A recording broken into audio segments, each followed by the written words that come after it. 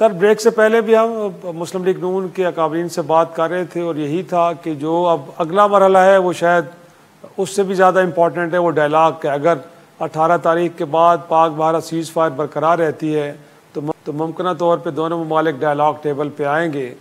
तो ऐसे में अपोजिशन जमात का कंडक्ट क्या रहेगा सर? माजी में तो हमने देखा है रिसेंट पास में कि यूनानिमस रेजोल्यूशंस आई हैं सेनेट से भी, कौमी असम्बली से भी, और उसका एतराफ़ कहीं मुसल्लह अफवाज ने भी किया है, हुकूमत भी करती हुई नज़र आ रही है। तो ये अब कंटिन्यूएशन में हमें आगे भी देखने को मिलेगा या आपके कुछ कंसर्न्स है हुकूमत के कंडक्ट को लेके? बिस्मिल्लाहिर्रहमानिर्रहीम, या का नाबुदो व या का नस्ताइन। देखिए, मैं मिसाल देता हूँ। अगर मैंने किसी बड़े महाज पे जाना है, मैंने किसी कोई बहुत सख्त काम करना है, और अगर मेरा जिस्म अंदर से बीमार है तो मैं वो चीज सही तरीके से 100% परफॉर्म नहीं कर सकूंगा। ठीक है, तो अगर पाकिस्तान ने एक्सटर्नल महाज पे लड़ाई करनी है एक ऐसे मुल्क के साथ जिसको 1947 ऑनवर्ड्स आज तक पाकिस्तान एक आंख नहीं बहाता, वो पाकिस्तान को हर जगह पे बुरा भला कहता है, और कुछ हमारे ऐसे भी लोग गुजरे जो उसी मुल्क में जाके उन्होंने पाकिस्तान को बुरा भला कहा है। लेकिन ये सब कुछ वो है, फ्यूचर में अगर हम लोगों ने इस किस्म की चीज नहीं करनी, अगर फ्यूचर में, और ये नियर फ्यूचर मीन्स इस हफ्ते के बाद, अगर हमने ये देखना है कि हमने उस महाज पे अच्छे तरीके से करना है, तो हमें अपने इंटरनल प्रॉब्लम्स को हमने ट्रीट करना होगा। हमने कोशिश करनी होगी कि पाकिस्तान इंटरनली बीमार ना हो। पाकिस्तान के अंदर जो एक जंग हो रही है, जो आप ये समझ लें कि एक जरासीम है जो कि बगैर इलेक्टेड या जो भी उसके से आप कह ले, या उनकी नजर से हमें देख ले, हमारी नजर से उनको देख ले, तो वो चीज खत्म होनी चाहिए। इसमें एक इस तरीके की बात होनी चाहिए कि चाहे वो आप कहे कि मेडिसिन से, या चाहे वो आप कहे होम्योपैथिक से, या चाहे आप वो कहे कि वो किसी और टेक्नोलॉजी से हम लोग वो बीमारी को खत्म कर लेते, तो फिर इंसान हशाश फशाश होकर अपना काम कर सकता है। अब ये हम लोगों ने ये बता दिया, पाकिस्तान तहरीक इंसाफ ने ये बता दिया है कि पाकिस्तान तहरीक इंसाफ इस बात पे कायम है कि ये मुल्क भी मेरा और ये फौज भी मेरी। और ये याद रखे कि इसको एक्नॉलेज किया है DGISPR ने, इसको एक्नॉलेज किया है मिनिस्टर इंफॉर्मेशन ने, कि 2 जगहों पे लड़ाई हुई है। एक महाज पे जहां हमारी फौज बिलखुसूस फजाइया इन लोगों ने, और उसके साथ जो हमारी साइबर टीम थी, जो कि आर्म फोर्सेस की साइबर टीम थी, उन्होंने लड़ाई लड़ी है वो महाज पे। एक लड़ाई हुई थी जो कि सोशल मीडिया पे हुई थी, जो नैरेटिव की लड़ाई थी। उस लड़ाई में एक्नॉलेजमेंट यह हुई है कि वो लड़ाई पाकिस्तान तहरीक इंसाफ के जवानों ने लड़ी है। और ये चीज डेटा आपने इस वक्त ये डेटा की सूरत में भी है कि कितनी ट्वीट्स हुई है, किस तरह से, वो सारी चीजें महफूज है।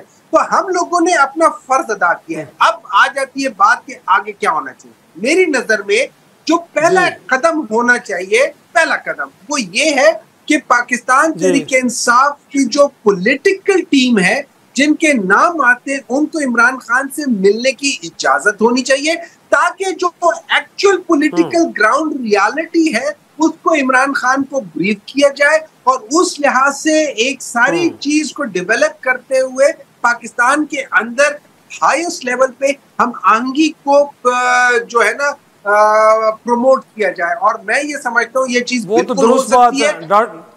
डॉक्टर साहब, ये तो बड़ी लॉजिकल डिमांड है, लेकिन हुकूमत वक्त कह रही है कि जी आप ये कहना कि जी सियासी कैदियों को रिहा किया जाए, वो कह रहे हैं वो तो अदालतों के थ्रू चीज़ें होनी है। तो जो पहला मरहला था वहाँ पे तो आपकी सपोर्ट बड़ी अनकंडीशनल थी, और आप कहे बगैर जिस तरह आप फरमा रहे हैं कि मुसल्लह अफवाज की क़यादत से लेकर हुकूमत वक्त आपकी तारीफ़ कर रही, कि सोशल मीडिया के ऊपर भी, पार्लियामान के अंदर भी आपने भरपूर रोल प्ले किया है, तो अब क्यों कंडीशन लगा रहे हैं सर इस तरह की? अब भी आप अनकंडीशनल जाएं, और फिर आपको मालूम है अगर केसेस की नौयत सियासी है तो अदालतें रिहा कर देंगी ना सर, क्यों लगा रहे हैं? अब भी आप अनकंडीशनल आगे बढ़े। सर मैं आपको बात बता देता हूँ, अगर आप जो बात कर रहे हैं, सारी बात कर रहे हैं, तो आप नजम सेठी साहब ने जो बात की है उसको सामने रख लें। अगर वो वाकई बात हुई है तो आप उसको सामने रख लें, जिसको इमरान खान ने कहा है, और ये हमारा भी डिमांड है कि देखिए हम कोई डील नहीं चाहते, हमें कोई प्रॉब्लम नहीं है। हम ये नहीं कह रहे हमारे साथ कोई डील करे कि हम कोई दस्तखत करके इस मुल्क से बाहर चले जाएं, या किसी को थर्ड पार्टी को एज अ वो गारंटर रख के हम कहे कि जी हम बनी गाला चले जाएंगे, कि हम ये करेंगे वो करेंगे। नहीं, हम कह रहे हैं हम अपने मेरिट पे बाहर आएंगे आप, लेकिन हमारा जो पाकिस्तान के लिए जो हमारा जो खून है, पाकिस्तान के लिए जो हमारा किरदार है, उसके अंदर कोई कंडीशन नहीं है।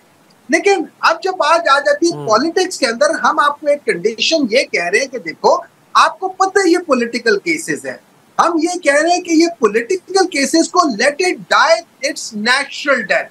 हम ये नहीं कह रहे कि इसके अंदर आप मैन्यूवरिंग करें, हम कह रहे हैं कि आप जिस तरीके से मैनिपुलेट कर रहे हैं कोर्ट्स को, उन कोर्ट्स को मैनिपुलेट ना करें।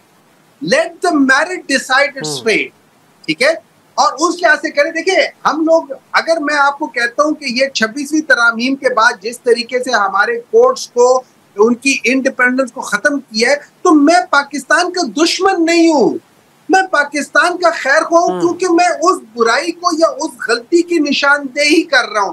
एक्चुअली आपका बेहतरीन दोस्त वो होता है जो आपकी गलतियों की निशानदेही करे, जो आपका खुशामदी होता है वो आपका दोस्त नहीं होता, वो आपका दुश्मन होता है। वो उस वक्त तक खुशामद करेगा जब तक आप उस जगह पे होंगे, उसके बाद भी हटेंगे वो खुशामद वो किसी और की शुरू कर देगा।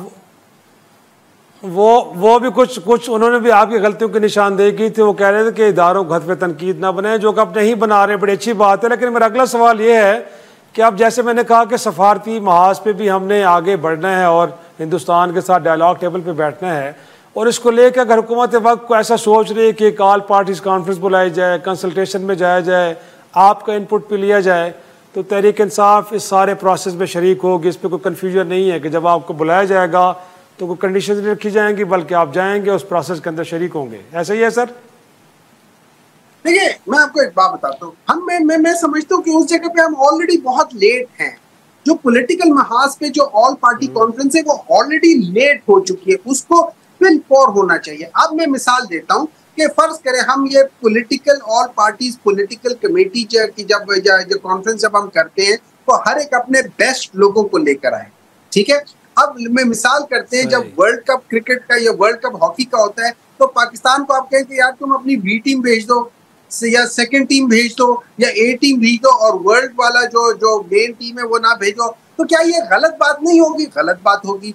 तो मुझे एक बात बताएं, why should PTI not be represented by Imran Khan?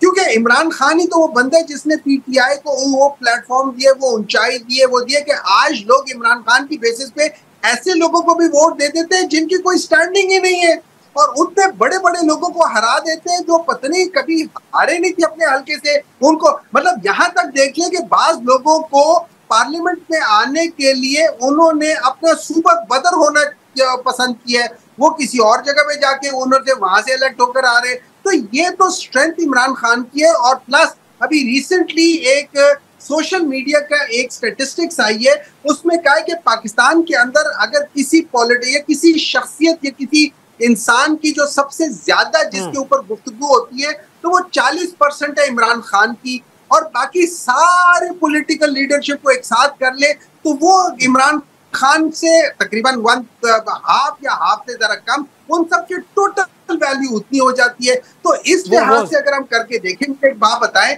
आप उस शख्स को क्यों नहीं अपनी टीम में रखेंगे जो आगे बढ़ के खेल सकता है, जिसको पर्ची की जरूरत नहीं है, जो आपके मौकफ को हर लिहाज से बड़े अच्छे तरीके से बयान कर सकता है और दुनिया उसको सुनना चाहती है।